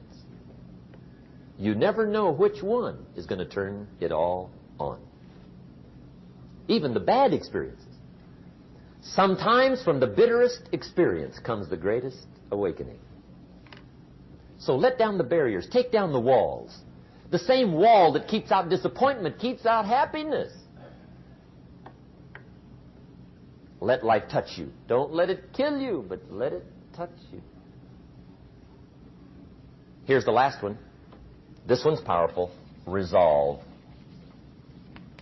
Resolve says, I will. Two of the most powerful words in the language. I will.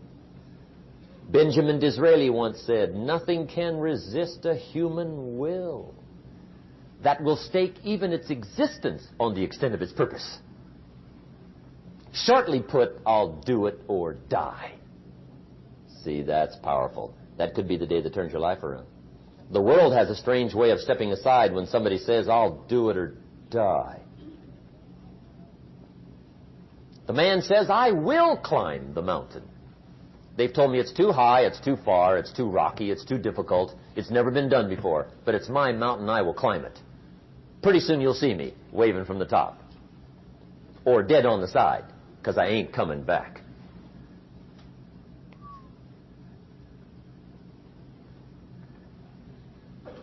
The best definition I ever got from the word resolve came from a little junior high girl in Foster City, California, up north. I'm talking to the junior high kids one day. I love to ask kids definitions. They come up with beauties. I got to the word resolve and I asked, who can tell me what resolve means? And I got several hands, and they were all pretty good, but the last one was the best. Little girl, about 3 rows back, held up her hand. She said, Mr. Rohn, I think I know what resolve means. I said, darling, what do you think it means? She said, I think it means promising yourself you will never give up. I said, that's it. Webster, stand aside. That is the definition. Promise yourself you will never give up. I asked the kids, how long should a baby try to learn how to walk? How long? How long would you give your average baby before you shut him off? How long? See, any mother in the world would say, you're crazy. My baby's going to keep trying until it learns how to walk. What a magic formula. Now let me show you what triggers all emotions into activity that brings results. And results is the name of the game. Here it is. Action. Finally, you must do something about how you feel. Jesus, the master teacher, said, don't just be listeners, be doers. The world admires the doers. Whatever it takes to get you to try harder, read more, set your goals, and go for it. Here's the next attitude disease. Overcaution. Some people never will have much. They're too cautious. Now, you can also be too reckless, but you can also be too cautious. This is called the timid approach to life. And my caution was always the risk. Risk used to drive me right up the wall. I used to say, what if this happens? It's called the language of the poor. What if this happens? And on top of that, if this was to happen, look at the fix I'd be in. I better not try. I could always ace myself out. Then I'll tell you what changed my whole life when I finally discovered it's all risky. The minute you were born, it got risky. If you think trying is risky, wait till they hand you the bill for not trying. If you think investing is risky, wait till you get the tab for not investing. See, it's all risky. Getting married is risky. Having children is risky. Going into business is risky. Investing your money is risky. It's all risky. I'll tell you how risky life is. You're not going to get out alive. That's risky. The Englishman says, well, if that's the way it's going to work out, let's give it a go. Right, that's what it's for. Give it a go. Somebody says, yeah, but I'm looking for safety and security. Fine, then huddle in a corner. We'll cover you with a sheet, bring you 3 meals a day. And we'll protect you, feed you, look after you, care for you. We won't let anything happen to you. And you'll probably live to be 100. The guy said, well, yeah, I'd live to be 100. But what a way to live. Right. What a way to live, safe and secure. Don't ask for security. Ask for adventure. Better to live 30 years full of adventure than 100 years safe in the corner. And see, it's not important how long you live. What's important is how you live. Here's the next attitude disease. We're almost through with this motley list. In fact, we're almost through. Hang on. The next one is pessimism. Pessimism, the deadly disease of always looking on the bad side, the problem side, the difficult side, checking all the reasons why it can't be done. The poor pessimist leads an ugly life. He doesn't try to figure out what's right. He tries to figure out what's wrong. He doesn't look for virtue. He looks for faults. And when he finds them, he's delighted. How ugly. This is the poor guy who looks through the window, doesn't see the sunset. He sees the specks on the window.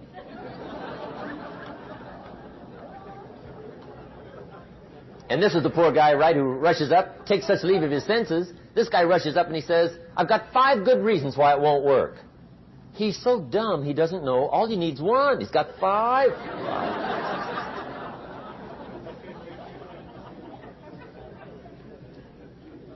To the pessimist, the glass is always half empty. To the optimist, the glass is half full. Why would the same measure affect people 2 different ways? Answer, it all depends on how you look at it. Our lives are mostly affected by the way we think things are, not the way they are. The way we think they are affects us most. There's a subject we don't have time to get into tonight called better thinking habits. One of the major things Shoaff taught me when I met him, he said, poor thinking habits keeps most people poor. Not poor working habits. Most people work hard, but they don't think hard.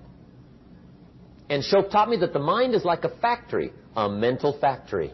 And whatever you think about all day long pours ingredients into this mental factory. And that's what builds the economic, social, financial fabric of your life. He quoted me a Bible phrase that says, as you think, so you become. How awesome. When he talked about poor thinking habits, he had me.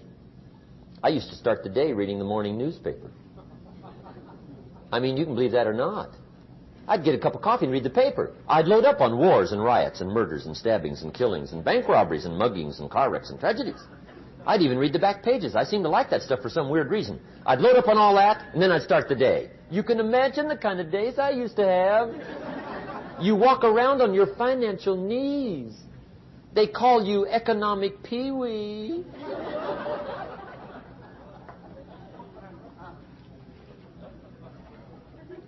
The guy says, I want to be a great leader. Wonderful. The first thing we do is follow him to his house. When we get there, we walk in and check his library, number 1. Somebody says, well, why check his library? The reason is because what a man reads pours massive ingredients into his mental factory, and the fabric of his life is built from those ingredients. You would not believe what some people have got in their house to read. You would not believe. One of the best dressed up words I know for a lot of it is trash. Can you imagine dumping a barrel of trash into this mental factory every day and coming out with a rich, dynamic, positive life? It can't be done. You might as well try making a cake with cement.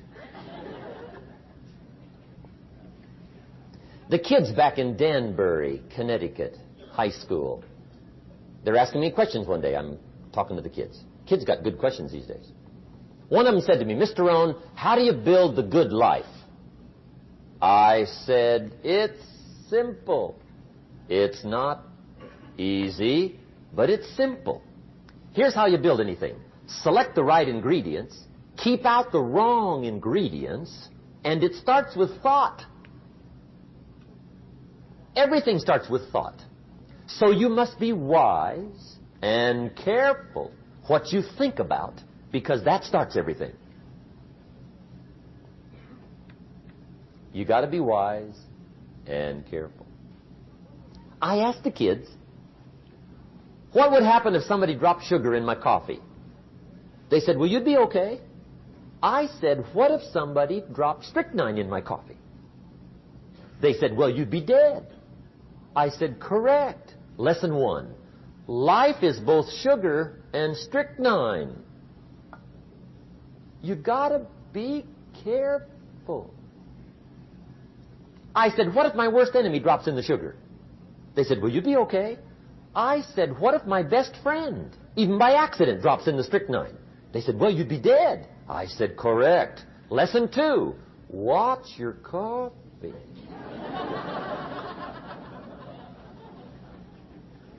You got to be careful.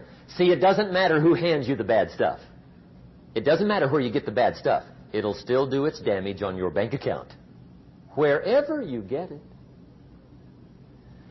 Mr. Schoaf gave me one of the greatest phrases when I first met him when he said, Jim, every day stand guard at the door of your mind. How important. Stand guard at the door of your mind. And you decide what goes into your mental factory. Don't let anybody just dump anything they want to in your mental factory, because you've got to live with the results. Okay, here's the last disease, and we're through with this list. In fact, we're almost through. Hang on. The last subject is very brief. The last disease, but this one is deadly. Engage in this one, indulge in it even slightly, and you might as well forget the future, because it's going to forget you. Complaining, crying, whining, griping. A Bible word called murmuring. See, that'll ace your future. Spend 5 minutes complaining, and you have wasted 5. And you may have begun what's known as economic cancer of the bone. Surely they will soon haul you off into a financial desert and there let you choke on the dust of your own regret. I hope I said that well, so you won't forget. It's a deadly disease. If you don't think it's bad, ask the children of Israel of Old Testament fame. Typical of us all, their story just happened to get in the book. Story says, children of Israel were slaves. God performed a series of dazzling miracles and got them out. And now they're heading for the promised land. Remember the story? Heading for the promised land. Tragedy of the story, they never got there. Reason. From day one, they started to complain. They griped about the water. They griped about the weather. They whined and cried and griped about the food. They griped about the leadership. They whined and cried because it was too far, too cold, too hot, too difficult, too miserable. I mean, they whined and cried for years. Finally, God said, I've had it, trip canceled. Or something like that. The story says they died in the desert, never got to the promised land. Which I think means 2 things. Indulge in this long enough, you get your future canceled.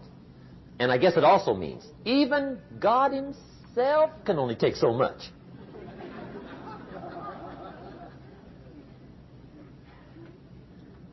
Okay. Just be on the lookout of the things that can destroy all the good you start. The war is on. And this evening, tomorrow, mentally, personally, socially, economically, you got to make sure you're winning the war. And this is part of it.